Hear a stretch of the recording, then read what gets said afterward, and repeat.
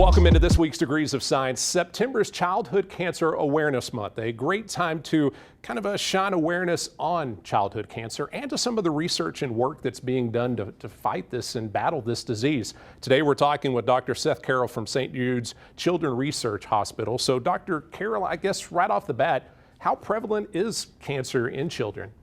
So first, thank you. Nice to join you. Almost 10,000 children every year are diagnosed with childhood cancer. That means that somewhere in 1 in 250, 1 in 300 children may experience cancer before they reach adulthood. It means that if you're in a normal-sized elementary school, you may indeed have a schoolmate who will have cancer at some point along the way during their education. That's a lot higher number than I thought. Is there certain types of cancer that are more prevalent in children? Yeah, so the types of cancer that occur in children are quite different than the types of cancer that occur in adults. Leukemias, which are a form of blood and bone marrow cancer, and brain tumors are the two most common forms of cancer that occur in children. And I've seen, you do a lot of work and research when it comes to leukemia, right? That's correct, yeah. So I'm a doctor who cares for children with leukemia, and then I also work to do research both in the clinic, meaning bringing new medicines to those children, and then also working with my colleagues who work in the laboratory to better understand leukemia and leukemia treatment. So there's been a lot of advancements when it comes to research and medicine. Has the survival rate improved when it comes to kids that end up with these style of cancers? Thankfully, yes. So over the last 50 or 60 years, we've turned leukemia from a disease that would kill 4 in 5 or more children to one where more than 90% of children with leukemia are expected to become long-term survivors and grow up to have long, healthy lives. Oh, that is amazing for sure, those kind of improvements. What kind of research are you and other people doing behind the scenes to continue to advance the treatment of these kinds of cancers? Yeah, so our treatment really spans the gambit. That includes things like taking leukemia to the lab and understanding the genes or the DNA breaks that happen in leukemia and how that causes leukemia, or how that makes that leukemia either respond to or resist the chemotherapy that we use to treat it. It includes developing new medicines, new chemicals to fight leukemia, or even new ways to turn the body's own immune system on to fight the leukemia so that we can use less chemotherapy. And it includes research to understand the long-term impacts of those treatments so that we can learn from those and try to make sure that the survivors of leukemia and other forms of childhood cancer have fewer of those long-term effects, have even longer, healthier lives after they've survived their cancer. So it's great that the survival rate's getting better, but this is a long battle that these kids have to go through. How important is it for families to learn about this and just getting that extra support as they go through it as well? Yeah, I think it's absolutely critical. Our first job is really to care for the patient and their family, really help them not only treat the cancer, but then ultimately survive it. And then by understanding what has happened along the way, what those treatments are, we really empower families, we empower patients to be healthier survivors by understanding what the things are that they might be at risk for, and then how to talk and work with their doctor to look for those problems, and if they're identified early, to intervene so that they are not so harmful.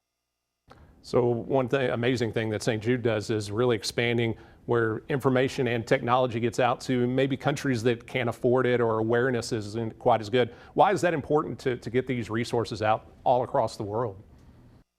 Yeah, thank you. It's critically important because cancer happens not only here in children that are here in the United States, but it can happen anywhere around the world. And so one of the things that I mentioned earlier is that we use chemotherapy to treat cancer. And so one of the greatest predictors of whether or not you might survive your cancer is whether you have the medicines available to treat it. And for so many children who live around the world, they don't have the medicines that we take for granted here in the United States, where the medicines have been here for 40 or 50 years, and we think of them as, the basics of treating children with cancer. And yet, if you live in a part of the world where those medicines aren't available, it doesn't matter how curable your cancer may be in the United States. If you can't get those medicines, that child may die of cancer. And so St. Jude is working with the World Health Organization to set up a supply of medicine to ensure that some of these very basic treatments are available all around the globe. So again, September is Childhood Cancer Awareness Month. Why is it so important to kind of set aside a month to raise awareness about this? Yeah, well, as horrible as cancer is, it is still relatively rare in children. And so we think it's really important for everyone to know that it can happen and that it's treatable and curable. And we think that it's important to really spend the time to highlight cancer in children during the month of September, because it means that your parents are empowered to ask their doctors questions if they're worried about their children. And at the same time, it normalizes the fact that cancer can happen. So if the child's classmate or a friend develops cancer, they know that that may be treatable, may be curable, and also that it lets the family then support the child in their community who may be going through this. So you mentioned about asking doctors the right questions and stuff. As a parent, is there stuff you need to be looking out for? Because none of us think, oh, my kid's going to get cancer, but stuff you may need to look to catch something like that early. Yeah, I mean, I think the key is just, you know, your child and you know when something is wrong. And so if your child is not seeming healthy in the way that you're used to, or if something's really bothering them and it's going on for a long period of time, just ask your doctor what they think might be going on. And hopefully you get that resolution quickly. And often kids have common things. They have growing pains. They have any of the million viruses or bacteria that they get from being out in the world. And, you know, those get treated and they get better with time. But if your kid is sick and just not getting better over a long period of time, that's when you follow up with your doctor and say, hey, what could still be going on? And the vast majority of times, it's nothing that we care for at St. Jude here. It's one of the common things in childhood. But every once in a while, it's one of those scary things, cancer or something else that requires more specialty care, more expertise. And then there's places like us around the country. Certainly we're here at Memphis and happy to care for patients here and love to care for the patients that we get to, but there's care for children all around the country for childhood cancer. And that's, again, the purpose of highlighting it. What drove you to want to focus more on leukemia and working with children that go through stuff like this?